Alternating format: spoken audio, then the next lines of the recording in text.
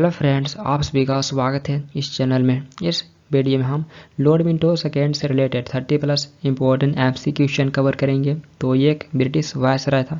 इसका टेन्योर 1905 से 1910 तक है। तो इसके इस टेन्योर में बहुत सारे इंपॉर्टेंट इवेंट हुए थे, जैसे मुस्लिम लीग की स्थापना, सूरत स्प्लिट, देन इसके अलावा बहुत सारे रिवोल्यूशनरी एक्टिविटीज़ भी हुए थे। तो यहाँ से जो भी क्वेश्चन बन सकते हैं उसे हम एमसीक्यू में कवर करेंगे। और इससे पहले 1905 से जो पहले का पीरियड है, तो इससे पहले जो भी गवर्नर जनरल और वायसराय थे, तो उनके टेन्योर में जो भी इंपॉर्टेंट इवेंट हुआ था तो उसे मैं एमसीक्यू में कवर कर चुका हूँ। और उन लेक्चर को मैं बिल्कुल सीक्वेंस बाय, बिल्कुल ईयर बाय कवर किया हूँ। तो आप देख सकते हैं, बहुत ही हेल्प मिलेगा। मैं प्लेलिस्ट का लिंक आई बटन और डिस्क्रिप्शन में दे दूंगा। तो इस वीडियो में हम लॉर्ड मिंटो सेकेंड पे फोकस रखेंगे। तो यहाँ पे हमारा फर्स्ट क्वेश्चन है, in which year did Lord Minto became the viceroy of India. Lord Minto भारत का वायसराय किस वर्ष बना था? तो ऑप्शन बी राइट आंसर है 1905। 1905 में ये वायसराय बना था लॉर्ड मिंटो सेकेंड। तो इससे पहले लॉर्ड मिंटो फर्स्ट आ चुका था। लॉर्ड मिंटो फर्स्ट 1807 में आया था। लॉर्ड मिंटो फर्स्ट 1807 में, बिल्कुल आप बोल सकते हैं लगभग 100 साल पहले आया था लॉर्ड मिंटो फर्स्ट। ये उसमें बंगाल के गवर्नर जनरल के रूप में आया था और 1813 तक सर्व किया था।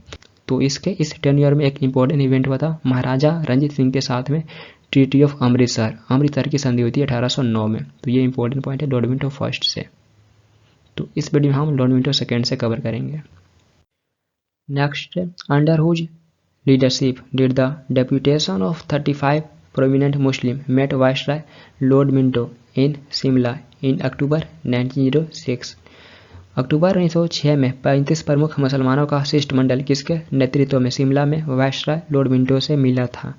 तो ऑप्शन बी राइट आंसर है, आगा खान थर्ड। आगा खान तृतीय के नेतृत्व में 35 प्रमुख मुसलमानों का शिष्टमंडल वायसराय लॉर्ड मिंटो से शिमला में मिला था। तो ऑप्शन बी राइट आंसर है, और ये अक्टूबर 1906 में मिले थे आगा खान तृतीय के नेतृत्व में। नेक्स्ट है, the Muslim deputation meets Lord Minto in 1906 at Shimla and pleaded for। मुस्लिम शिष्टमंडल 1906 में शिमला में लॉर्ड मिंटो से मिला और किसके लिए रिक्वेस्ट किया? तो ऑप्शन बी राइट आंसर है, सेपरेट इलेक्टोरेट फॉर मुस्लिम्स। तो मुस्लिम शिष्टमंडल ये 1906 में शिमला में लॉर्ड मिंटो से मिले और ये मुस्लिम के लिए सेपरेट इलेक्टोरेट के लिए रिक्वेस्ट किए। तो ऑप्शन बी राइट आंसर है, ये इस रीजन से मिले हुए थे लॉर्ड मिंटो से शिमला में। नेक्स्ट है, the All India Muslim League was founded in 1906 at. 1906 में अखिल भारतीय मुस्लिम लीग की स्थापना कहाँ हुई थी? तो ऑप्शन ए राइट आंसर है, ढाका। ढाका ये प्रेजेंट डे बांग्लादेश का कैपिटल है। तो यहाँ पे ऑल इंडिया मुस्लिम लीग की स्थापना हुई थी। और ऐसे अब ढाका के स्पेलिंग में भी चेंजिंग कर दिए गए हैं। तो ढाका के स्पेलिंग में भी अब चेंजिंग कर दिए गए हैं। तो यहाँ पे ऑल इंडिया मुस्लिम लीग की स्थापना हुई थी 1906 में। Next, who was not associated with the formation of the Muslim league. Muslim league के फॉर्मेशन से कौन जुड़ा नहीं था? तो एक नाम पहचान करना है जो मुस्लिम लीग के फॉर्मेशन से नहीं जुड़े थे। तो ऑप्शन सी राइट आंसर है, मोहम्मद अली जिन्ना। मोहम्मद अली जिन्ना ये मुस्लिम लीग के फॉर्मेशन से नहीं जुड़ा था। तो ऑप्शन सी राइट आंसर। और ऐसे में इससे पहले मुस्लिम लीग पे कवर कर चुका हूँ सेपरेट। तो आप देख सकते हैं, मैं प्लेलिस्ट का लिंक आई बटन पे दे दूंगा। मैं सेपरेट मुस्लिम लीग पे कवर कर चुका हूँ। Next, who was the viceroy of India during the formation of Muslim league. Muslim league के फॉर्मेशन के समय वायसराय कौन था? तो यहाँ पे आपको बताना है, जब मुस्लिम लीग का फॉर्मेशन हुआ था तो उस समय वायसराय कौन था? तो ऑप्शन बी राइट आंसर है, Lord Minto second. Minto second ये उस समय वायसराय था मुस्लिम लीग के फॉर्मेशन के समय। तो ऑप्शन बी राइट आंसर है। Next, who among the following started the Indian agriculture service. निम्नलिखित में से किसने इंडियन एग्रीकल्चर सर्विस शुरू की? तो ऑप्शन डी राइट आंसर है, Lord Minto. Lord Minto second ये इंडियन एग्रीकल्चर सर्विस शुरू किया था। तो इसके समय में 1906 में इंडियन एग्रीकल्चर सर्विस शुरू किया गया था। और इंडियन एग्रीकल्चरल रिसर्च इंस्टीट्यूट 1905 में लॉर्ड कर्जन के द्वारा पूसा में स्थापित किया गया था। ये दोनों में डिफरेंस है। इंडियन एग्रीकल्चर सर्विस 1906 में लॉर्ड मिंटो सेकेंड के द्वारा किया गया और इंडियन एग्रीकल्चर रिसर्च इंस्टीट्यूट की स्थापना 1905 में लॉर्ड कर्जन के द्वारा पूसा में किया गया था, पूसा बिहार में। तो दोनों में डिफरेंस है, दोनों ही पूछे गए एग्जाम में क्वेश्चन। नेक्स्ट है who among the following was the viceroy of India at the time of the Surat split in the Congress. Congress में सूरत विभाजन के समय निम्नलिखित में से कौन भारत का वायसराय था? तो ऑप्शन ए राइट आंसर है Lord Minto second. Minto second ये उस समय वायसराय था। सूरत विभाजन के समय ये भारत का वायसराय था। तो 1907 में कांग्रेस में सूरत विभाजन हुआ था और इस विभाजन में कांग्रेस दो ग्रुप में बढ़ गया था। तो कांग्रेस दो ग्रुप में बढ़ गया था, मॉडरेट एंड एक्सट्रीमिस्ट। और इस समय कांग्रेस के अध्यक्ष थे रास बिहारी घोष। रास बिहारी घोष ये कांग्रेस के प्रेसिडेंट थे सूरत स्प्लिट के समय। तो यहाँ पे कन्फ्यूजन हो सकते हैं रास बिहारी बोस को लेकर। रास बिहारी बोस का नाम आता है हार्डिंग बम केस 1912 में और सूरत स्प्लिट के समय रास बिहारी घोष प्रेसिडेंट थे कांग्रेस के। तो ये दो कन्फ्यूजन नाम हो सकते हैं।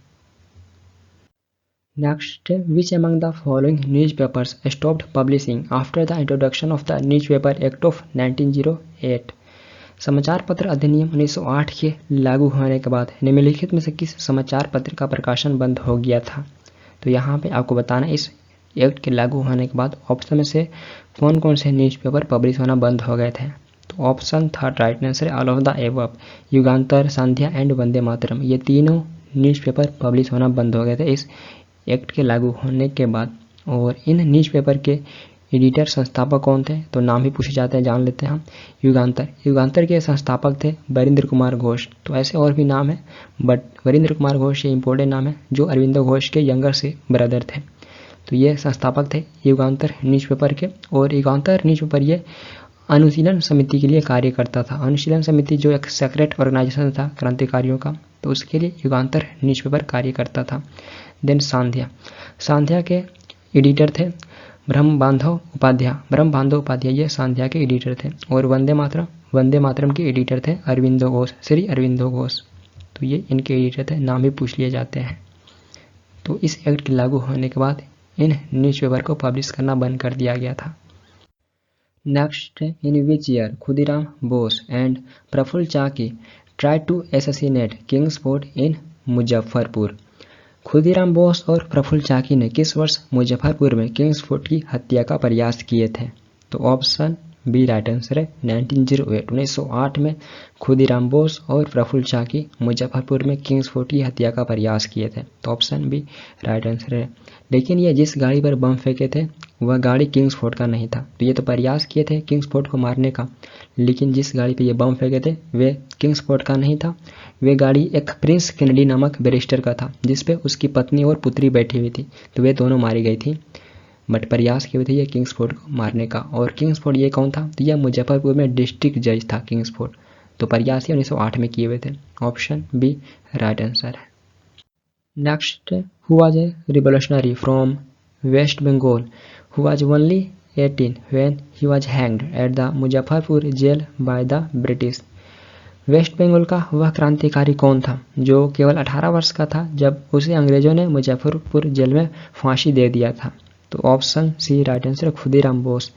तो खुदीराम बोस ये वेस्ट बंगाल से क्रांतिकारी थे। तो ये जब 18 वर्ष के थे तभी इन्हें अंग्रेजों के द्वारा फांसी दे दिया गया था मुजफ्फरपुर जेल में। तो ऑप्शन सी राइट आंसर है। Next, the Indian council Act of 1909 was popularly known as. 1909 के इंडियन काउंसिल एक्ट को लोकप्रिय रूप से किस रूप में जाना जाता था? तो ऑप्शन सी राइट आंसर है मॉर्ले मिंटो रिफॉर्म्स। 1909 के इंडियन काउंसिल एक्ट को मॉर्ले मिंटो रिफॉर्म्स के रूप में भी जाना जाता था। तो ऑप्शन सी राइट आंसर है। Next, the Indian council Act of 1909 was also known as Morley Minto reforms where Lord Morley was the then. 1909 के इंडियन काउंसिल एक्ट को मॉर्ले मिंटो रिफॉर्म के रूप में भी जाना जाता था। तो उस समय लॉर्ड मॉर्ले क्या था? तो यहाँ पे आपको बताना उस समय मॉर्ले ये क्या था। तो ऑप्शन सी राइट आंसर है secretary of state for India. तो ये लंदन में secretary of state for India था लॉर्ड मॉर्ले। और मिंटो ये उस समय भारत में वायसराय था। तो पूछे गए मॉर्ले ये क्या था उस समय? तो ये भारत के लिए स्टेट ऑफ सेक्रेटरी था लंदन में। Next, who was the first Indian appointed to the viceroy's executive council. Viceroy की कार्यकारी परिषद में नियुक्ति होने वाले पहले भारतीय कौन थे? तो ऑप्शन डी राइट आंसर है सत्येंद्र प्रसाद सिन्हा। सत्येंद्र प्रसाद सिन्हा ये वायसराय के एग्जीक्यूटिव काउंसिल में नियुक्ति होने वाले पहले भारतीय बने थे। तो ऑप्शन डी राइट आंसर है। Next, the system of communal electorate in India was first introduced by.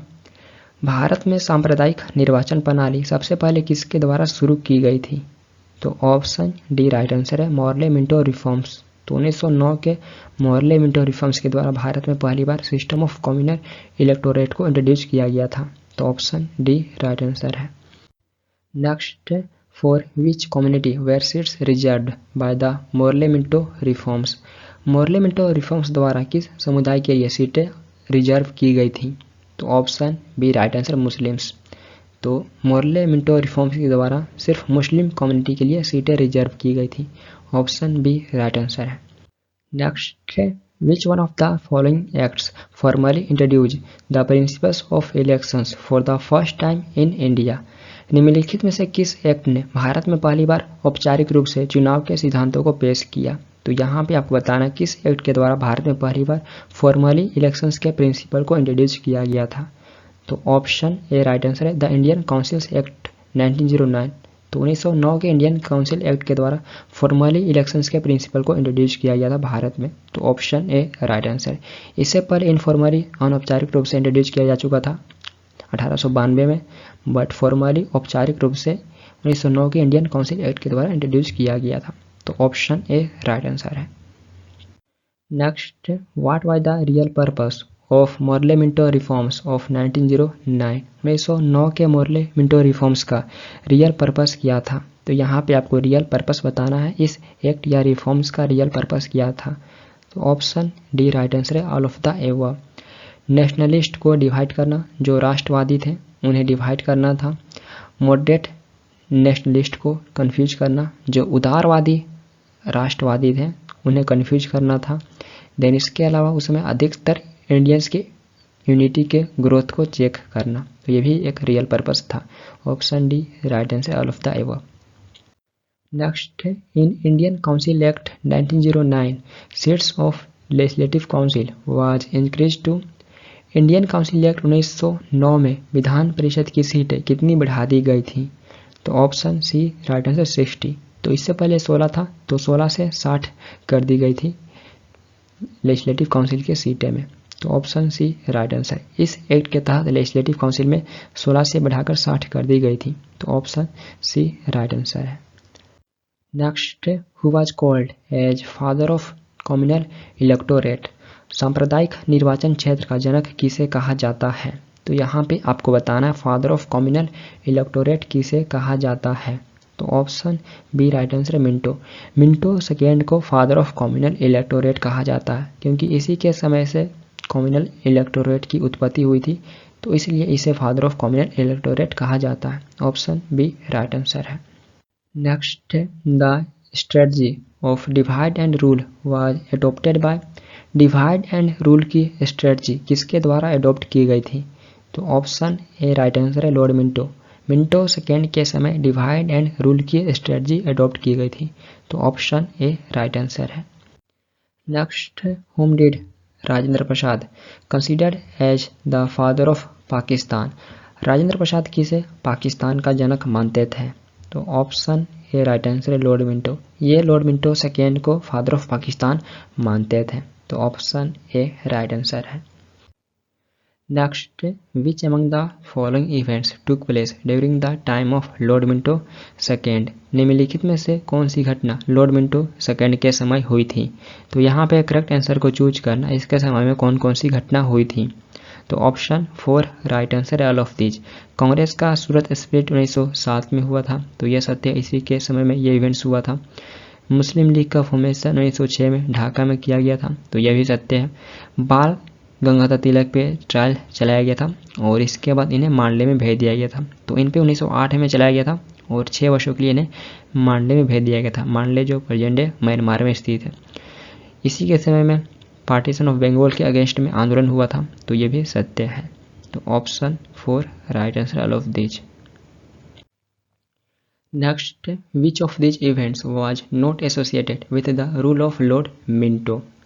इनमें से कौन सी घटना लॉर्ड मिंटो के शासन से संबंधित नहीं है? तो यहाँ पे आपको बताना ऑप्शन से कौन सी घटना इसके समय से संबंधित नहीं है। तो option D, partition of Bengal. तो पार्टीशन ऑफ बंगाल ये लॉर्ड कर्जन के द्वारा 19 जुलाई को अनाउंस किया गया था 1905 में, और लागू इसे 16 अक्टूबर को किया गया था। तो लॉर्ड मिंटो के समय से ये संबंधित नहीं है, बट इसके समय में आंदोलन चरम पे था तो ये संबंधित है। इसके समय में आंदोलन हुआ था, बट पार्टीशन ऑफ बंगाल ये लॉर्ड कर्जन के द्वारा किया गया था, तो ये इसके समय से संबंधित नहीं है। नेक्स्ट है, which of the following statement is correct. तो यहाँ पे भी करेक्ट स्टेटमेंट को चूज करना है, कौन कौन से स्टेटमेंट करेक्ट हैं। तो ऑप्शन डी राइट आंसर है, ऑल ऑफ दीज। मिंटो को भारत में फादर ऑफ कॉमनल इलेक्टोरेट कहा जाता था, तो यह सत्य है। मिंटो को भारत में फादर ऑफ कॉमनल इलेक्टोरेट कहा जाता था। देन नेक्स्ट है, मिंटो को कर्जन के स्थान पर वायसराय नियुक्त किया गया था, तो सत्य है। मिंटो को कर्जन के स्थान या कर्जन के बाद ही वायसराय नियुक्त किया गया था। देन नेक्स्ट है, मोर्ले मिंटो द्वारा कॉमनल इलेक्टोरेट सिस्टम शुरू किया गया था, जिससे भारत में विभाजन की नींव पड़ा था, तो ये भी सत्य है।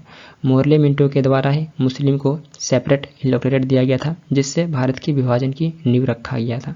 तो इसलिए राजेंद्र प्रसाद मिंटो को फादर ऑफ पाकिस्तान कंसीडर करते थे, क्योंकि इसी के समय नींव पड़ा था भारत के विभाजन का, जो 1947 में हुआ था पाकिस्तान और इंडिया के रूप में। तो नींव इसी रिफॉर्म्स के द्वारा पड़ा था, तो ऑप्शन डी राइट आंसर है। Next, which Government of India Act allowed some elected representation in the legislature for the first time. किस गवर्नमेंट ऑफ इंडिया एक्ट ने पहली बार लेजिस्लेचर में कुछ इलेक्टेड रिप्रेजेंटेशन की अनुमति दी? तो ऑप्शन सी राइट आंसर है, गवर्नमेंट ऑफ इंडिया एक्ट 1909। तो इस एक्ट ने पहली बार लेजिस्लेचर में कुछ इलेक्टेड रिप्रेजेंटेशन की अनुमति दी, तो ऑप्शन सी राइट आंसर है। तो ये हमारा लास्ट क्वेश्चन था। इस वीडियो में हम लॉर्ड मिंटो सेकेंड से रिलेटेड कुछ इंपॉर्टेंट क्वेश्चन कवर करने की कोशिश किए। अगला वायसराय हार्डिंग सेकेंड था, तो हम नेक्स्ट वीडियो में हार्डिंग सेकेंड से कवर करेंगे। तो उम्मीद है ये वीडियो आप सभी के लिए इंपॉर्टेंट होगा। यदि इंपॉर्टेंट है तो आप अपना फीडबैक दे सकते हैं, इस वीडियो को लाइक कमेंट एंड शेयर कर सकते हैं, और इस चैनल को भी सब्सक्राइब कर सकते हैं फॉर मोर वीडियोज़। तो फिर मिलते हैं हम नेक्स्ट वीडियो के साथ। Thank you for watching this video. Thank you.